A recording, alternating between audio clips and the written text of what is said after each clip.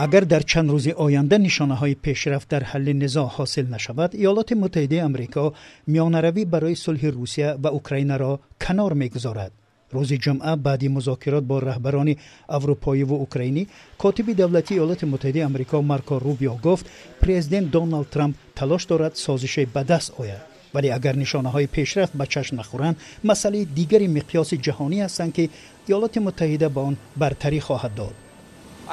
به فکرم مهم است به همه یادآور شوم که جنگ در اوکراین عملی وحشتبار است، اما این جنگی ما نیست. ما آن را شروع نکرده ایم. ایالات متحده طول 3 سال به اوکراین کمک رساند و حالا می‌خواهد که به این کار خاتمه بخشد. 17 اپریل در پایتخت فرانسه، روبیو همراه با فرستاده خاص پرزیدنت ترامپ استیو ویتکوف با هیئت‌های بلندپایه اروپا و اوکراین دیدار و گفتگو داشتند. به نوشته خبرگزاری رایترز، در رابطه با جنگ اوکراین، رهبران اروپایی و اوکراین از موقع‌گیری مأموریت پرزیدنت آمریکا نگرانند که ظاهراً میل پشتیبانی از مسکو را دارد. صرف نظر از وعده ختم با سرعت جنگ، مأموریت ترامپ تاکنون به نتیجه نظررس در حل این نزاع دست نیافته است.